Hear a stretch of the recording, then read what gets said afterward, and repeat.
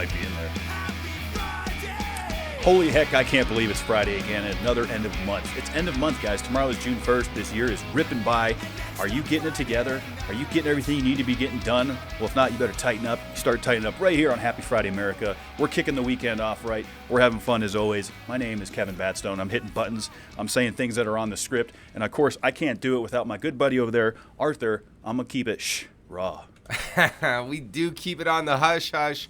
And we also like to cuss much because we are free. This is America. Let's go, baby. Today in history on this May 31st. All right, what do we got? I know you found the juicy juice. I'm going to start off here on 1868. Look, we just had the long weekend last weekend. So, on this day in 1868 was the first Memorial Day parade held in Ironton, Ohio. Wow. I definitely feel like that was worthy. Okay, so moving forward to 1900 on the dot, U.S. troops arrive in Beijing, China to help put down the Boxer Revolution. Have you ever heard about this Boxer Rebellion, Boxer Rebellion in 1900. I don't believe I've heard it referred to as the Boxer Rebellion, and if I did, I didn't realize what it was. So what they were doing is they were this rebellion was going through destroying like rail lines and infrastructure and all this other stuff. And the United States actually came in and saved China. Well, that's what America does. I didn't know that. I had no idea. Yeah, I didn't know that either, actually. So, China, next time you're thinking about it, just remember we saved your ass. Yeah, they've moved on from that, I think. You got islands and stuff that they're looking at. 1940, Miracle of Dunkirk. The British Major General Bernard Montgomery leaves Dunkirk.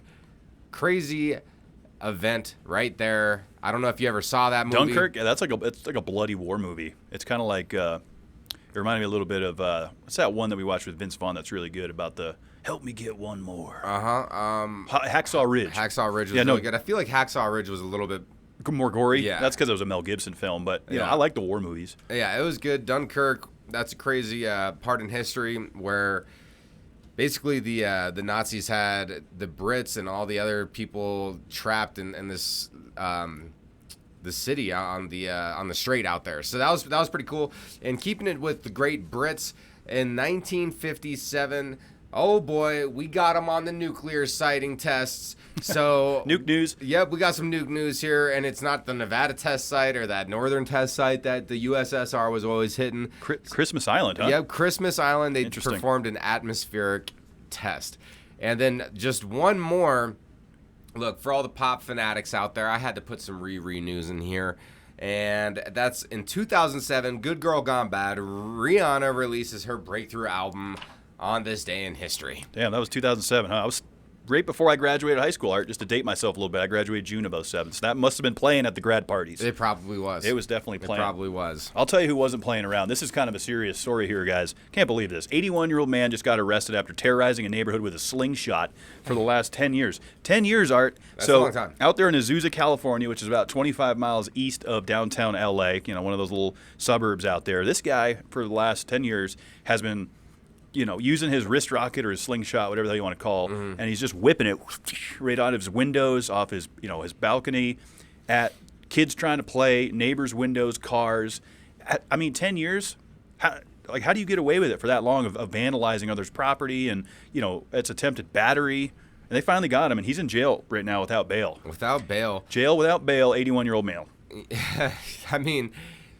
I do support one part of his treachery, and that was targeting squatters in the neighborhood. That's so if like he was doing one right thing with this, it was targeting the squatters. But the kids playing, the cats outside. Come on, man. You just wonder. You hear about these grumpy old men and stuff, and this 81-year-old guy would definitely fit that description to the T. If they were to do a movie about this, I think you would have to have Clint Eastwood play the character. Although he's like late 90s now, though, so that's a little bit too old. But still, man, that's just crazy. I get it. Like, old people are tired. There's idiots everywhere. I want to slingshot them, too, but you just don't do it. From a different time, though, back then, I guess. From a different time. Yeah, you can't be slingshotting people and hitting dogs and stuff and neighbors. I mean, back when in 2024. back in his day, it was probably okay to like beat your kids and stuff like that. Yeah, the times have changed a little bit. They have changed, and look, here on Happy Friday America, we do not condone that behavior. Thank you, YouTube. Yes, that is a PSA. Crazy story. We're keeping it moving. You got another crazy story. Yeah, this one is more of like it's not really happy news, but there's cocaine in kindergartens out there, and I'm talking Oak Creek. I forget which state that's even in. I'm gonna glance over and not see it here, but Wisconsin. So basically, what was happening is this one of the kids that was going to this daycare. He was coming home.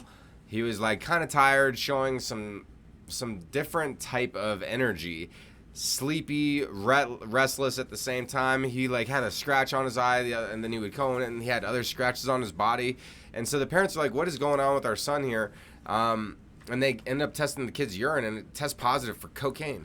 What made them lead to testing his urine with his odd behavior? Do you think they just went in for like a routine checkup and did vitals and stuff? Yeah, like, what's going on? What's going on? Why is the kid not playing with toys anymore? Why is he not as happy anymore? And he had cocaine in his urine. Cocaine in the system, yes. Because that doesn't stay in very long. And they found, so I don't know what's going on with this. I didn't figure out how the kid got cocaine in his system. But apparently, police did go into this kindergarten, and they found a backpack of one of the employees that did have cocaine in it. I mean, if you have like illegal substances, usually you're using that for you. But I could see like, what if they were using it and like they weren't cleaning stuff properly, and then they were getting like particles of the cocaine like within the clean, like the kid's playpen or something. I don't know how it got in the kid's system. But it had to be quite a bit of cocaine, I feel like. I mean, a little bit of dust sprinkled on your desk, I don't think is going to do it, because he's got to get it in his body somehow. Maybe this person really was sick, and they're like actually at this kindergarten, like giving kids drugs. I mean, that's a possibility too. Which is crazy. They could be like, "Oh, it's powdered sugar." Yeah, and so it's like, what do? You want to trust people and this and that. Unfortunately, this is a world where we must stay vigilant. And they're even trying to get our kids cocaineized in the kindergartens. This is crazy. It's pretty concerning, man, for sure. Because not only do you got the indoctrination of the public school systems, now you're drugging the kids too in some instances. For all the parents out there, keep a close eye on where your kids going to school. That's what I would have to say on that. Yep. All right. That one's a wild one. Moving on to the records. That's pretty wild. Yeah, we're gonna lighten it up now. Those last two articles were a little dark.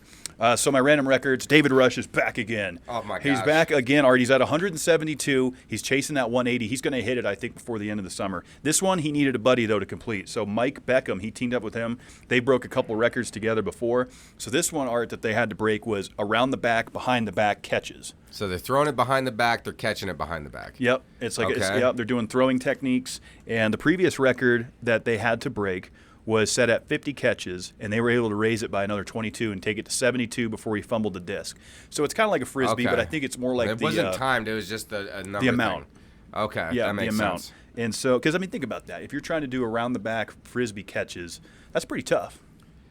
I mean, I wonder how long they practiced before they're doing this. Yeah, there's a video down below in the link. Mean, who comes up with these world records? Like, and why is that even important? It's fun. You know what I'm saying? Like, it's fun. I guess it is just good old classic fun. He's just out there, drinking lemon juice and putting corks and cork boards. That one's rough. I still think about that lemon juice one was rough. And like his eyes are all watering after that. And David Rush is a fierce competitor he is on a mission to not only break Sylvia Saba's record of 180 world records. He's going to take this thing to 200, I think. I want to see it happen.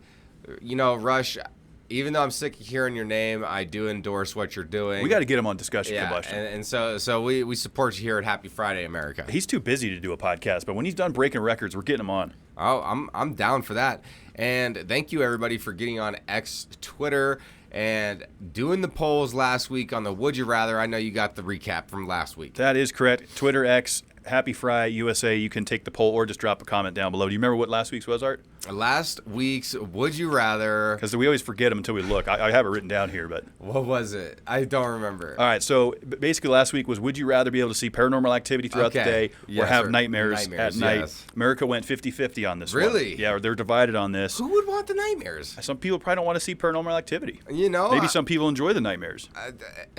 I don't know. I don't know, man. The nightmare. I don't know. Y'all are crazy. Whoever picked the nightmares, I think y'all are nuts. Oh, yeah, you and I were unanimous on the paranormal activity. What do we got this week? So this week we have a light one. Okay, so would you rather live in a world where everybody, I'm going to change the wording there, where everybody dances instead of walks, or would you rather live in a world where everyone sings instead of talks? Okay, That's kind of interesting. So we got dancing opposed to walking, or singing opposed to talking. I know which way I'm going, but what do you think, Kev? I think both would be a lot of fun. I mean, I would say I'm probably a better singer than I am a dancer if I was like comparing. But dancing's fun. You know, you can have a good time with it, and you get a little bit more exercise than maybe just walking. But because then there's really bad dancers and they're bad singers. I think just for the sake of it, I'm going to take singing as a form of communication. Really? Yep. Interesting. I'm going the opposite route. I had a feeling based on your previous conversation we had before we went on mic about doing dancing. Oh, yeah, I was doing some dancing today. It was so much fun. Look, I'm thinking about being like on public transportation or something. Okay. And just watching people dance their way onto the train and how much fun that would be. And like seeing all this dancing and frolicking all in the city. I'm getting off the train, going to work. Do you think everybody would do it? Well, it's everybody. This is an everybody thing. Either everybody in the world's dancing and walking, or It's just the way it is. yeah, or you're sitting here walking around, and then everybody is singing to each other, and we know for a fact not everyone has a good singing voice. So I think personally I'd rather see everybody dancing Yeah. opposed to hearing everybody singing while they're talking. People would probably be in a lot better shape if they did the dancing one, You know? right? But what if you're in a wheelchair? You can still. I mean, I guess you can dance in a wheelchair. Yeah, you can. I've seen move your guys. shoulders. You Yeah, can yeah. move shoulders around and do something. Yeah. You know, there's still dance moves out there. But what if you're a complete quadriplegic? You know, you can bob your head. Yeah. You know, That's true. you can still dance. You can still dance. All right, yeah, that's interesting. Well, where are you going, America? Are you dancing or are you singing your way through life? Let us know on Twitter X or right here in the comment section down below. That's fun. Tell you what else is fun, Art, and that's going to be taking your pups in the sky. Okay. Some people have flown with animals before. We've seen them. You buy a ticket for them. They're sitting on or whatever. So this new airline has kicked off, and they've already run their first flight. Let me just put this in perspective. It's about $6,000 for this airline ticket. All right. For you to take your dog on this aircraft, and it's not just a normal commuter plane. This airplane, you picture a 737 fuselage. It's set up for the dogs to have an area. They have treats. They have a drinking station. It's meant to be comfy for this animal. Okay. Personally, I think it's a little extreme, but I mean, if you're somebody of means and you have the extra money and you want to fly with your animal and this makes it nice, maybe this is for you. But it has taken flight. They got barking in the sky. They had at 30,000 feet. They had like more dogs in an airplane that's ever been done before. So that's kind of cool, I guess, if that's something you need to do with traveling with your pup. Yeah. So specific airline, they probably don't have like all the flights like all the other airlines, so it's more limited. Correct. Right. But then your dog gets to basically play while you're 30,000 feet in the air. Mm-hmm. Pretty much. And there's like a doggy bar. I don't know. I think it's a good idea. It's crazy because it's like, when would that actually be a necessity? And then apparently it is. Well, look, we live in a time where people really spoil their animals more than they spoil their own kids at times or anything else. I mean, I see dogs living better than I do sometimes. And so basically the idea of it is to create a stress-free flight for these pups. They can snack on treats and wear noise-canceling earmuffs and calming jackets before takeoff so that the pups can... because takeoff can be a little bit like, whoa, what's going on here? Dogs they can feel the vibrations. But once they're airborne, they got games, and they got treats, they got all kinds of good things for the pups up there. But it's going to cost you $6,000 minimum to go coast to coast in America, $8,000 to go from New York to London. Yeah, that's a lot. I would rather, for all the dog owners, or I wonder if they got cats too or whatever on here. But I think about these luxury planes and like the suites where you have like a bed on a plane. That's like for those overseas flights. Well, yeah, and it's like, okay, I ones. could see that if I'm flying overnight, but it'd be kind of fun to... I don't know why I always think about this as I'm falling asleep. I sleep with a fan, and I like to imagine that the fan is an airplane engine. Interesting. And I like to act like I'm falling asleep on like a first-class plane. Like a first-class plane ticket. You'd sleep good, I bet. And I'm like laying there in my bed. I don't know why. I've always thought about this since I was a kid. So talking about this doggy stuff got me thinking about the live and lavish flights for humans, and like, I don't know, if you could afford it, would you buy like the extra suite on a plane where you had your own room, bed, and all that kind of stuff? If I had the money, why not? If it wasn't a burden on the wallet, absolutely. I mean, because think about, like, I usually fly Southwest. Shout out Southwest. I have a lot of points with them. It's hard to sleep on a Southwest plane. You know, you're kind of crammed in there. You don't have a lot of room. But, man, you start to get a little sleepy once you're up there at altitude and the plane calms down. There's no turbulence. Yeah. You know, it's easy to fall asleep, I think. It's peaceful. But I do like this one for the puppers. New airline for dogs takes flight. That's a big woof woof. That's a big woof woof for our furry friends. What do we got next, Art? What we got next is the legend. Jerry Seinfeld was recently on another podcast, and he's talking about how he misses dominant masculinity and growing up with people like Sean Connery, Muhammad Ali, JFK, Howard Cosell, and all this kind of stuff. But then also he had a movie that came out recently, and he actually finds it funny when people dislike his comedy. And so I just thought this was a good one to highlight, because the overall theme to this is it really doesn't matter what other people think. Yes. And people get so upset over everything, like, oh, I wanted to laugh and I didn't laugh, and now I'm upset. And so Jerry's just kind of going off on this stuff, like, the things that people get upset about. And he's like, I don't really care, because he's already, like, on the flight in another city doing the same bit in another place while these people are over here complaining about him, and he's not even there anymore. Like, he's great. He's moved on. Yeah, so it's just one of those things where it's like, everyone always has something to say, and does it even really matter? Well, we were just talking about this on Discussion Combustion about, like, the Tom Brady roast and how that old comedy kind of was refreshing to bring back. Because it's considered offensive comedy now, and it's vulgar and rude. It's like, it's comedy, they're jokes. If you don't like it, don't watch it. I like Seinfeld. I like his stance on this. I agree with him 100%. I watched his new film about the cereal companies. It's like the Battle of Kellogg's versus Post. It's a pretty good watch. Was it good? I thought it was good. It was pretty funny. It's had his comedy sprinkled in.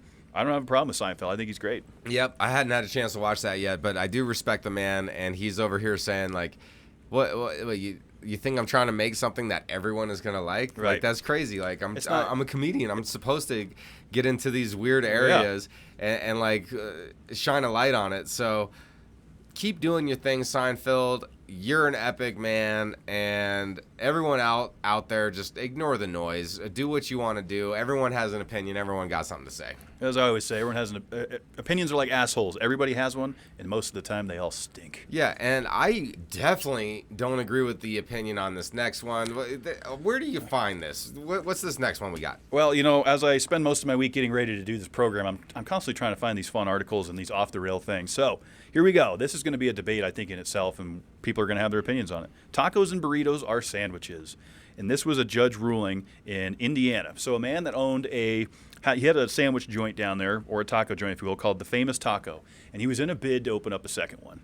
And there's zoning laws that go into this, and you have to apply for zoning, and, there's going to be a restaurant here, it's next to whatever. There's a lot that goes into it. They denied him. I said, no, you can't do it because it's not a sandwich shop or whatever. It doesn't fit the zone laws because it was a taco joint. And they were like, nope, this sandwich shop could go in this zone. I don't really understand the legalities of it. You can read more down in it goes through all the court lingo and all the jargon down below. But Martin Quintina, 53-year-old man, he's like, man, I've been fighting for this for a minute. And finally, the city, they took it to local judge, and he determined that tacos and burritos are now considered a sandwich, and he was able to open up this location because he's serving Subway style, assembly line tacos and burritos. I know exactly what happened here. Okay. So the Martin Quintina bribed the judge. You think? With tacos and burritos for life. For life. He's like, if you hook me up, yes. you and your family eat free. So yeah. So you think there's corruption in this? If the judge agrees that tacos and burritos are considered sandwiches, so then the establishment could then be built, this brick and mortar can be opened, and the judge leans in that direction to make it a sandwich, it's because the judge is getting delicious food from this cantina. And so that's the thing here, because absolutely burritos and tacos are not sandwiches. And that's my opinion, because a sandwich is stuff in between bread, and a tortilla is not bread, a taco is not bread. Yeah, it's interesting when you go into this, because he does come from Mexico, this gentleman, and basically what he's saying is his verbiage for it is tacos and burritos are Mexican sandwiches. Is basically how he, segued it to fit the narrative. Finagled his way to get free Mexican sandwiches for life. Yeah, pretty much. I'm dead set on this. There was bribery happening. Things that go into something that can be contained. Yeah. Hence, whether it's a wrap, a sandwich, a taco or burrito, I think is ultimately what it came down to. So then, one of the naked hamburgers, so is a hamburger a sandwich? I would think so. Yeah. It's got things. How about a lettuce burger? Yeah. Like where it's a lettuce wrap. I guess that would be considered. I guess that'd be considered a veggie sandwich. A veggie sandwich. Wouldn't it? So what would be an extreme sandwich that it's like, no way is that a sandwich? I don't know. Underneath this clause, probably a calzone. People would try to argue that a calzone's a sandwich. Okay, because it's contained. But it's like an Italian pizza alternative, basically. Yeah. I don't know. I don't agree with the judge on this, but hey, I'm happy that they were able to open up another location. I feel like I can be swayed either way. Like, I can see how it's not a sandwich, but then you hear his argument, and it's like, well, they're Mexican sandwiches. It's like, I kind of get it. What do you think, America? Yeah, that's a good one. That's going to get some heads turning for sure. So, speaking of that, great segue into the weekend we got coming up, Art. The Tacos and Tequila Fest going on out in Kansas City, Missouri. I love KC. That's just a fun town out there. They got good food, man. If you're sick of that Kansas City barbecue, go get some tacos and tequila. So What Music Fest is coming up in Fort Worth, Texas. That's going to be a good one. Texas, they always do it bigger down there. Tejas, baby. And if you're out in LA, the Fuel Fest is going on. That's just one of the many automotive festivals that kicks off car shows. There's racing. There's going to be drifting events. Really cool stuff. If I was out there, I would definitely be going to that. And if I was in St. Louis this weekend, I'd be going to NASCAR. Cup Series is back in St. Louis. Great track out there. It was hot and humid. Should be some good racing coming up. I'm looking forward to it. I am looking forward to a personal event this weekend. My mother is hosting a Valhound get-together in Parker. It's by invite only, but I'm really looking forward to watching all these dogs run around. I was going to say, you inviting America to your party? Hit me up. Maybe if you're in Colorado, maybe we could get you on, but not too likely. Yeah. Well, be careful what you ask for. We'll see what happens with that. And on that bombshell, you know where to hit us up. That's at Happy Friday USA on Instagram, Facebook. Get us at Happy Fry, FRIUSA on X or Twitter. Shoot us an email, happyfridayamerica@gmail.com. We're going to bring in the weekend strong. Thank you, America.